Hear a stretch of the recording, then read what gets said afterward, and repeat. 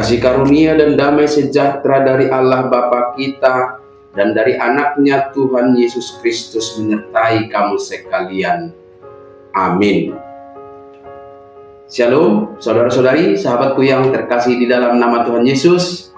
Firman Tuhan yang menyapa kita di akhir pekan ini, hari Sabtu tanggal 13 Desember 2025, tertulis di dalam kitab Wahyu pasal 3 ayat 20. Mari sahabatku, kita simak dan renungkan firman Tuhan yang menjadi kekuatan dan inspirasi untuk menjalani hari ini. Demikian. Lihat, aku berdiri di muka pintu dan mengetok. Jikalau ada orang yang mendengar suaraku dan membukakan pintu, aku akan masuk mendapatkannya, dan aku makan bersama-sama dengan dia, dan ia bersama-sama dengan aku. Idama najongjong doau di joluni pitui manuktuhi. Ya adong natumangihon suaraku, dohot mau kapitui, bongot maahu tu ibana, mangam maahu rap dohot ibana, jala ibana rap dohot ahu. Demikian firman Tuhan. Saudara-saudari, sahabatku semua di dalam nama Tuhan Yesus, pintu dalam nas ini adalah sebuah analogi yang menggambarkan hati manusia dalam menyambut Tuhan. Jemaat Laodikia, jemaat yang hangat-hangat kuku, yang merasa dirinya kaya secara rohani, padahal sebenarnya miskin. Mereka lah yang menjadi alamat surat ini.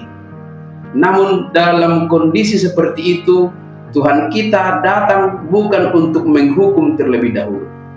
Ia berdiri di depan pintu dan mengetuk. Sungguh ini adalah gambaran yang lembut dan penuh kasih. Inilah juga menjadi gambaran bagaimana Tuhan mengetuk pintu hati kita yang secara persuasif mengajak kita mendengar suaranya dan membukakan pintu baginya.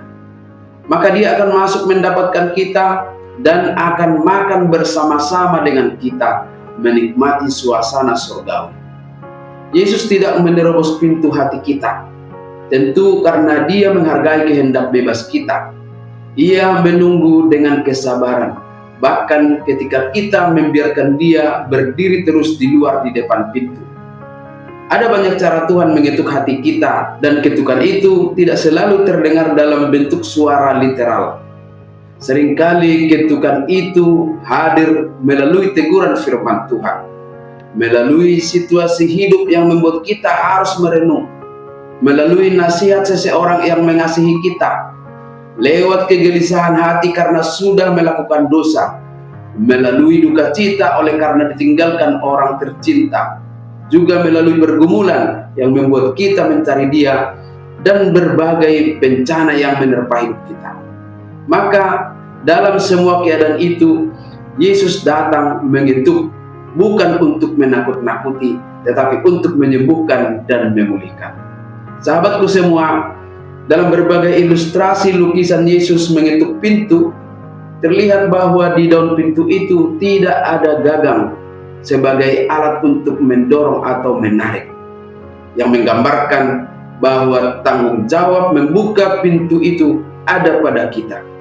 Pintu hati kita sering tertutup oleh kenikmatan dunia, juga sering tertutup oleh karena luka masa lalu yang membuat kita trauma dan dikuasai dendam, sehingga selalu menyembunyikan dosa, juga tentang kesombongan rohani, rasa sudah cukup baik, sudah layak, dan berbagai hal yang membuat kita seperti tidak perlu memegang gagang pintu itu untuk membukanya. Yesus tidak meminta kita menyelesaikan semuanya terlebih dahulu, baru kemudian membuka pintu. Ia meminta kita membuka pintu, lalu dialah yang akan bekerja di dalam. Tuhan selalu menunjukkan kesabarannya yang tidak terbatas. Ia tidak pernah meninggalkan kita, bahkan ketika kita mengusirnya dari prioritas utama hidup kita. Ia tetap di ambang pintu, menunggu dan menunggu.